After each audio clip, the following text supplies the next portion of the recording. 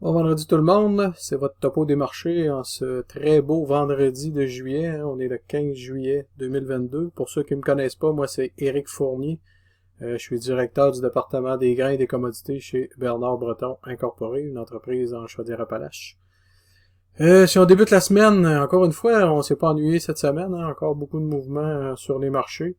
Bien qu'on s'attendait pas à grand-chose mardi dans la publication du bilan là, mensuel de l'USDA.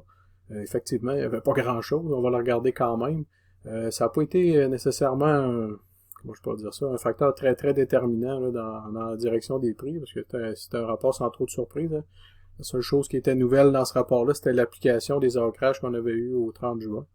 Au niveau des rendements, il n'y a eu aucun changement. C'est ce qu'on va regarder rapidement. Si on commence par le maïs, comme je viens de mentionner, hein, le seul changement dans ce bilan-là, c'est les surfaces semées et récoltées, évidemment. Là, ça passe de 81,7 à 81,9 millions d'acres. Vous comprenez que c'est pas une grosse différence là, dans le récolté. La seule chose qui nous a, c'est les stocks de début qui ont été augmentés de 25 millions de boisseaux en raison d'une augmentation des stocks de fin de la présente campagne. On a réduit l'utilisation là, dans l'alimentation animale, là, ce qui est logique un peu, là, avec les baisses de production dans le porc, tout ça se tient. Puis on avait discuté un peu avec l'état des stocks qu'il y avait au 1er juin, en fait, dans le rapport qui est sorti le 30, là, mais des stocks possiblement que l'utilisation avait été légèrement surévaluée. Ben, c'est la correction qui a été faite dans ce rapport-ci. Ce qui nous amènerait des stocks de fin, là, pour faire une histoire courte là, pour le maïs. Des stocks de fin à 2,4 milliards de boisseaux. Ça, c'est les exportations qui n'ont pas changé. À 1,470 milliards de boisseaux, ce qui nous rapproche de la valeur de la présente campagne qui est évaluée à 1,51. Donc, c'est pas il n'y a pas tellement de gros écarts entre les stocks de cette année et ceux prévus pour l'an prochain. Par contre, l'USDA a prévu une légère baisse de prix là, dans le prix moyen payé à la ferme. On était à 6,75 dans le précédent rapport pour la prochaine récolte. On est maintenant à 6,65. C'est une légère baisse de 10 sous du boisseau. Mais si vous voulez vous comparer, c'était à 5,95 l'évaluation pour la présente campagne, qui n'est pas tout à fait terminée encore. Le prochain rapport pourrait peut-être amener des changements au niveau des rendements. Vous savez, la météo commence à être sec dans certains coins, puis c'est ce qui a stimulé le marché cette semaine, en fait, là, le marché météo. Quand on parle même pas besoin de parler de sécheresse, hein, juste quelques jours sans pluie, avec de la chaleur, et le marché est déjà en mode on n'aura pas de rendement. Disons ça comme ça, donc c'est ce qui a fait relancer le marché à terme cette semaine. Mais on est encore loin de la récolte, donc on sait que dans les dernières années, il y a eu beaucoup d'épisodes de sécheresse, trop de pluie, et les rendements sont assez souvent au rendez-vous, donc beaucoup de tolérance au niveau des plants. Donc, on verra ce que ça donne cette année, mais dans le prochain bilan du mois d'août, ce qu'il faudra regarder, c'est possiblement l'évaluation des rendements, qui présentement est resté à 177 boisseaux à l'heure. Au niveau mondial, dans le bilan de la prochaine année, en fait, c'est une révision à la hausse d'un peu plus de 2 millions de tonnes au niveau des stocks mondiaux. Cette révision-là est due en grande partie à l'augmentation de production américaine, en fait, là, ou presque. Là, une bonne partie de l'augmentation, il y a 1 million de tonnes qui vient de l'augmentation de production américaine. En Russie, on prévoit 1 million de tonnes de moins. C'est passé de 15,5 à 14,5. Au niveau de l'Ukraine, toujours intéressant à regarder, surtout au niveau des exports. Je pense que c'était les chiffres qui étaient à regarder, mais les chiffres demeurent complètement inchangés. On reste à 25 millions de tonnes en termes de production et des exportations qui resteraient à 9 millions. Donc, il n'y a pas eu de révision avec les estimations qui avaient été faites en juin à ce niveau-là. Maintenant, du côté du soya, c'est un peu le même scénario. Hein. Il y a eu les révisions d'ancrage étaient plus importantes dans le soya, là, à la baisse, avec les intentions d'ensemencement qui avaient été faites. Donc, la récolte prévue, les surfaces récoltées passent de 90,1 millions d'acres à 87,5 millions. Donc, vous faites le calcul assez rapidement qu'il y a eu une baisse de production. Donc, la production prévue passe de 4,6 à 4,5 milliards de boisseaux. Au niveau des rendements, même scénario que dans le maïs, on laisse le rendement encore à 51,5, ce qui est présentement très comparable à ce qui s'est fait l'an dernier à 51,4. En termes de stock de fin, on a fait une révision à la baisse des exportations. C'est un 65 millions de boisseaux de moins. On parlait de 2,2 milliards de boisseaux. On serait à 2,135, ce qui représente en fait un recul des exportations si l'évaluation de cette année s'avérait juste là, à 2,170 milliards de boisseaux. Donc, c'est sûr qu'avec la valeur du dollar américain présentement, on reviendra plus tard, j'ai préparé un petit graphique là-dessus, mais avec un dollar américain qui est à des sommets de plusieurs années présentement, c'est rien de très, très stimulant pour les ventes à l'exportation, puis ça se reflète depuis quelques semaines dans les rapports hebdomadaires qu'on a des exportations de grains. Encore une fois, cette semaine, dans le soya, c'était des annulations nettes de commandes, donc on est plus en mode annulation qu'achat. Puis même pour la prochaine récolte, les ventes demeurent très modestes. Dans le maïs, c'est pas des annulations nettes qu'on a vues, mais des volumes très très petits et très peu de ventes pour l'an prochain. Donc le taux de change est un facteur important là, qui vient peut-être limiter les ventes à l'exportation. Donc on terminerait avec des stocks à 230 millions de boisseaux versus ce qui est prévu cette année 215. Donc encore une fois, comme dans le maïs, on demeure à peu près dans les mêmes niveaux. Au niveau des prix, l'USDA a fait la même chose que dans le maïs. On a une légère révision à la baisse. Hein. Le prix du soya passera de 14,70 du boisseau. C'était sa prévision précédente à 14,40. Mais c'est quand même, ça représente quand même $1 d'augmentation sur les prix reçus pour la campagne en cours à 13,35 du boisseau. Ici, c'est les prix vraiment moyens payés à la ferme aux États-Unis. Maintenant, si on regarde dans le monde, qu'est-ce qui s'est passé? Très très peu de révisions autres qu'une augmentation des stocks, là, les stocks sud-américains.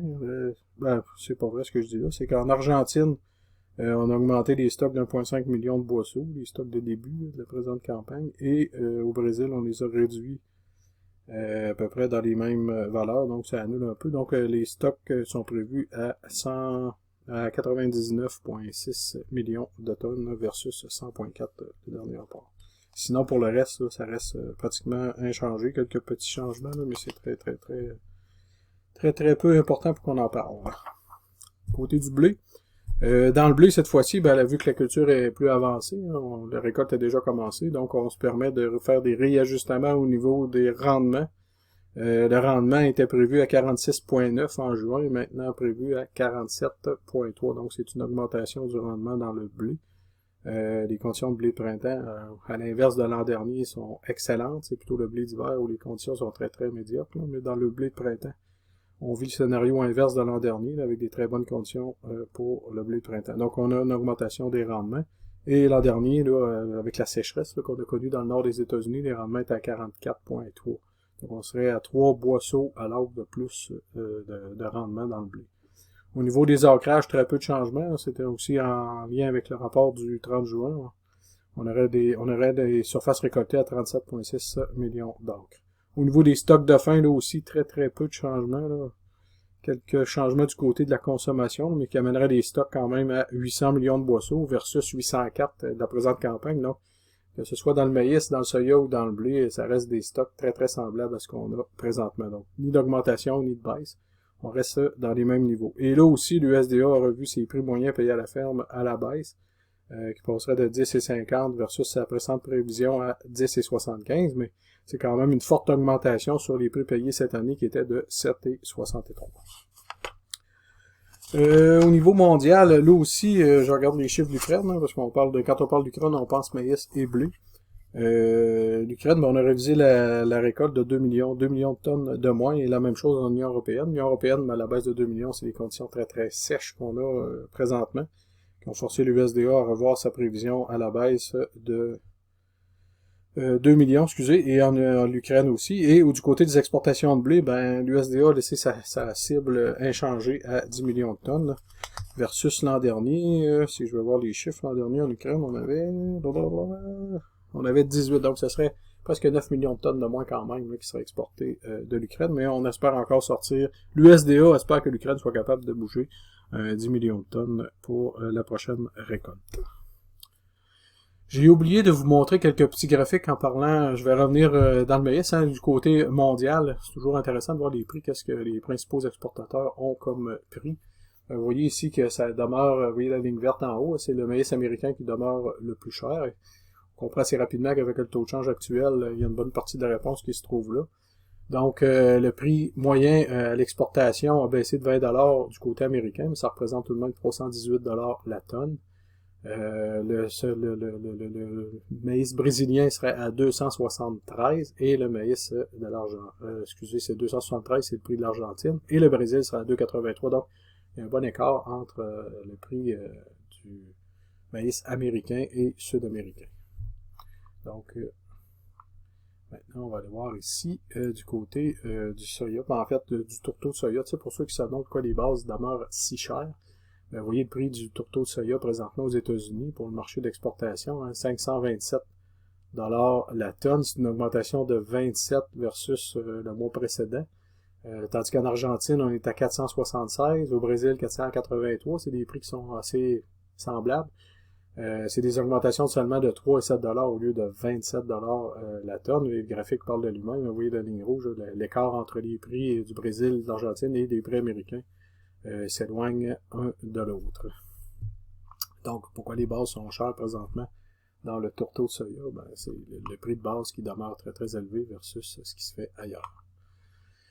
Maintenant ici, si on vient voir le blé, j'aurais dû vous présenter ça en même temps à mesure, mais c'est pas grave, on fait le tour. Les prix des principaux exportateurs de blé dans le monde. Vous voyez que le Canada s'est rattrapé. Si vous vous souvenez, cet hiver, le Canada était le pays le plus dispendieux en termes de prix de blé. Et maintenant, on est un des moins chers. On s'approche des prix européens. L'Union européenne est à 357 la tonne, le Canada 370. Vous voyez, les Américains sont un peu plus chers à 388.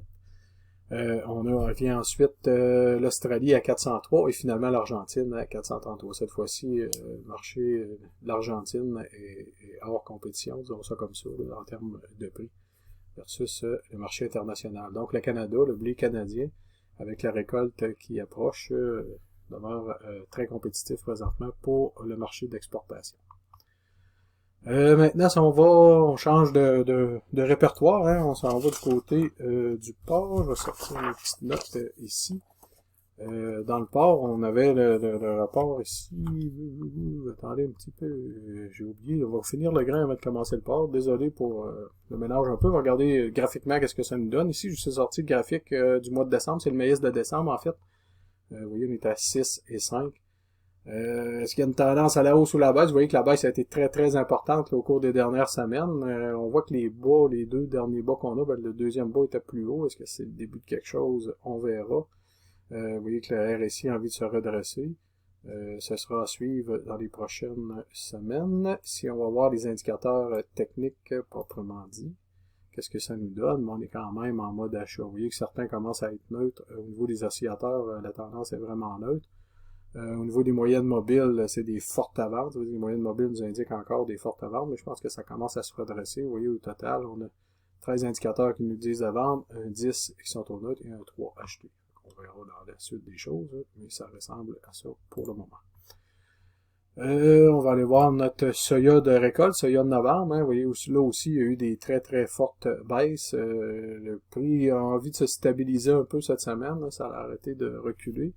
Est-ce que c'est pour continuer ou pour rebondir? On verra, mais pour le moment, les prix restent quand même des creux depuis le début de l'année, si on peut dire. Là, si vous regardez le graphique, le début de l'année, on est en train de rejoindre ces prix-là, les prix de janvier-février présentement dans le soya.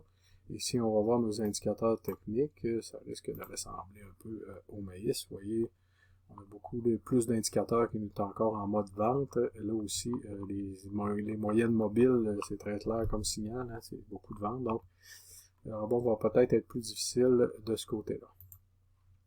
Maintenant, si je viens voir le tourteau de soya, vous voyez ici, j'ai mis des petites lignes vertes. Est-ce que c'est un nouveau canal haussier? Vous voyez, les bas sont toujours plus hauts, les hauts sont toujours plus hauts. Jusqu'où ça peut s'arrêter? On verra, mais là, on est sur une tendance qu'on pourrait dire présentement à la hausse, et l'explication, on l'a vu tantôt, avec des prix américains qui continuent d'augmenter au niveau du tourteau. Les problèmes de production font en sorte que les prix commencent à rebondir et à remonter.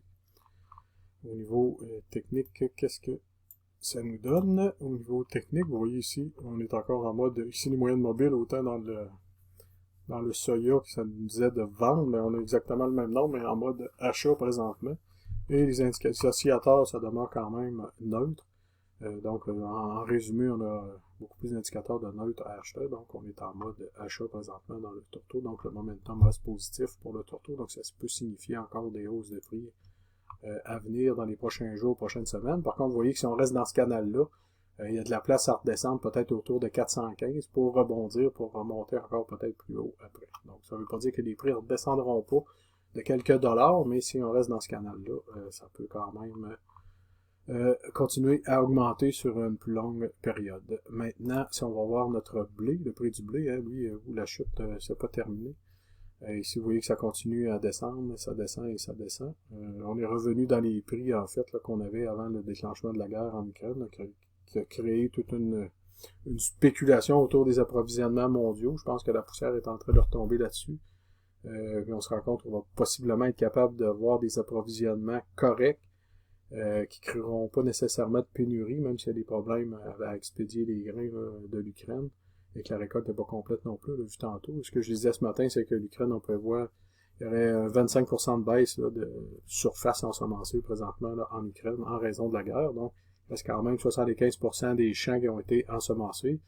Grande question, est-ce qu'ils vont être récoltés? Possiblement, mais après ça, est-ce que ça va bouger réellement? Vous voyez, le SDA, tantôt, ils disait dans le blé et dans le maïs, il y avait des 9 et 10 millions de tonnes possiblement à bouger. Comment ça va se faire rendu là, on verra. Surtout que le blé, on sait qu'il se bouge à la récolte, là, donc on est à veille d'avoir des réponses là-dessus. Donc, s'il devait rencontrer quelques difficultés à bouger ou à récolter le grain ukrainien, le marché pourrait rebondir assez rapidement là-dessus. Mais présentement, le marché reste positif en termes de prix de blé. Donc, on est revenu dans les prix qu'on avait là, avant le déclenchement de la guerre en Ukraine. Du côté technique, ici, le momentum est plutôt négatif. Hein. Vous voyez qu'on est vraiment, les moyennes mobiles, ça veut clair comme signal que c'est vraiment en fort achat. Même les oscillateurs, c'est peut-être un peu plus partagé que ce qu'on a vu tantôt, mais en résumé, on a 16 indicateurs qui nous disent de vendre, un 8 notes et seulement 2 qui disent d'acheter. Donc, présentement, dans le blé, le momentum reste négatif. Bon, maintenant, côté du porc. Le porc, vous voyez le graphique, hein, les prix sont repartis à la hausse. Évidemment, ces prix-là ont été encouragés par le marché au comptant, le marché physique. Marché physique qui augmente et la découpe qui a finalement commencé à rebondir. Hein. On parle des valeurs qui sont rendues à 118, 119, c'est-à-dire 1,18, 1,19 la livre, pour un prix au comptant qui est à 1,12, 1,13. Donc, il y a des accords positifs qui se font présentement entre la découpe et le prix au comptant, ce qui n'était pas le cas il y a quelques semaines. Vous vous souvenez, le prix au comptant il valait plus cher que la découpe. Là. La découpe a repris le momentum. Ça stimule le prix au comptant et par le fait même, ça stimule le marché à terme. Parce que le marché à terme, quand il arrive justement à son terme, c'est la valeur du prix au comptant. Donc, tant et aussi longtemps que la valeur du prix au comptant va augmenter, on va voir un marché à terme qui va se raffermir, d'autant plus qu'ici, c'est le contrat du mois d'août qui est représenté sur le graphique, mais le mois de juillet a débarqué hier, là, donc le mois d'août, ça va venir quand même assez vite, hein, c'est dans un mois qu'il faut qu'il se coller sur la valeur du marché du prix au comptant, donc ça pourrait continuer à augmenter pour ces contrats-là et tirer les autres contrats vers le haut. Si on va voir au niveau attendez un petit peu, ouais, c'est ça, je t'ai rendu là. Au niveau de la production, on va voir dans le bilan de cette semaine, je vais avoir plus de réponses un peu. Dans le bilan de cette semaine, c'était l'USDA a revu la production de cette année de porc à la baisse encore une fois, donc c'est quasiment 2%, on serait à 1,9% de baisse pour 2022. Par contre, ce qui est prévu pour l'an prochain, ce sera un léger rebond de 1,3% de la production. Mais de ces chiffres-là, on nous a sorti une prévision pour le deuxième trimestre. Le premier trimestre serait en hausse, mais le deuxième trimestre serait quand même en baisse, c'est-à-dire qu'à la période de mars à juin, on aurait une production plus faible qu'on a eue cette année. Donc, ça pourrait aider à garder des prix super intéressants, parce que le printemps, c'est toujours une période d'augmentation de prix, et si on a une baisse de production sur cette période-là en plus, on pourrait avoir des prix qui seraient super intéressants. Au niveau des prix, ça serait des prix, encore une fois, qui sont très, très, très semblables à ceux qu'on a vécu cette année. En tout cas, c'est ce que l'USDA semble nous dire. On parle, ici, c'est sur une base vif, on parle d'un prix de 70,8 sous la livre versus un prix de 70. Petit bémol, on a réduit c'est une première fois qu'on réduit la prévision de prix pour 2023, on passe de 71 à 70. Donc, ce serait un léger recul des prix, malgré ce qu'on vient de parler. On va voir un peu le même principe que dans le grain, l'USDA. Ça par contre, ce rapport-là a été publié il y a de cela une semaine. Je trouvais ça intéressant ce qu'il y avait présenté. On parle de la Chine ici. Vous voyez les graphiques, c'est pour ça que je voulais vous le présenter. Les importations de la Chine. Vous voyez dans le bœuf, dans le poulet, c'est des augmentations en fait d'importation qui sont prévues. Mais vous voyez, il y a une cassure vraiment dans le porc, une cassure nette, qui fait en sorte que c'est peut-être un peu négatif pour les prix. Il y a des fortes augmentations présentement des prix en Chine. On parlait de surproduction à un moment donné. Là, les prix continuent à augmenter. Est-ce que cette surproduction-là serait terminée? Qui ferait une relance des importations chinoises, en fait, là, ou qui calmerait si la production diminue, ben on peut avoir une relance des importations, mais quand on va voir les chiffres un petit peu plus en détail, c'est ce qu'on va aller voir ici. Je voulais vous montrer ici la production qui est prévue en Chine, premièrement. Vous voyez, production à 51,8, c'est des tonnes, ça c'est des millions de tonnes. Ce serait un sommet là, depuis la crise de PPA. Vous voyez, en 2018, on était à 54 millions. Là, on passera à 51,8. Mais depuis 2019, on n'a jamais produit autant de viande de porc en Chine. C'est la prévision qui est sur le radar. Vous voyez que c'est une augmentation. La dernière prévision qui avait été faite était en avril. Celle de juillet, ben, on a revu la prévision de production à la hausse. Le Brésil, vous voyez que là aussi, là, cette fois-ci, le Brésil, si on regarde les chiffres de 2021, qui serait à 4,365 millions de tonnes, ce serait à 4,340, ce serait une première, là, un léger recul de la production, parce que, de fait, de cette année, c'était le seul pays qui était prévu en croissance encore de la production, en tout cas des exportateurs importants, là, disons ça comme ça. En Europe, vous voyez, c'est la dégringolade en termes de production. Hein. On passerait de 23,6 millions de tonnes à 22,6, une perte de 1 million de tonnes présentement. Puis c'est une révision de 500 000 tonnes là, qui a été faite d'avril à juillet. Donc, c'est des révisions possiblement encore à la baisse à prévoir dans les prochains mois. Donc, la Chine augmenterait sa production, mais par contre, l'Europe, le Brésil et les autres pays producteurs importants auraient une production qui serait à la baisse. Si on vient voir au niveau des importations, les importations chinoises, je pense que c'est là que ça a attiré mon attention. Vous voyez, les importations, on serait à 2,15 millions de tonnes versus un 4,3 cette année. Donc, c'est la moitié des importations qu'on aurait eues en 2021. Puis vous voyez que si on recule dans le temps, en 2018, à ce moment-là, on importait 1,4 million et en 2019, la PPA avait frappé en 2018. Vous voyez que ça avait commencé à augmenter. Donc, on revient dans des niveaux qui étaient pré-pandémie, si on pourrait dire, là, avant la peste porcine africaine frappe. On revient à ces niveaux-là présentement. Donc, beaucoup de pays exportaient en Chine. La baisse de production fait en sorte que c'est quand même pas si mal, là, parce que sinon, si on produisait ou si on avait continué à augmenter notre production, c'est sûr que pour les prix, ça serait catastrophique. Là, la baisse de production vient comme annuler un peu l'effet de baisse de la demande de la Chine.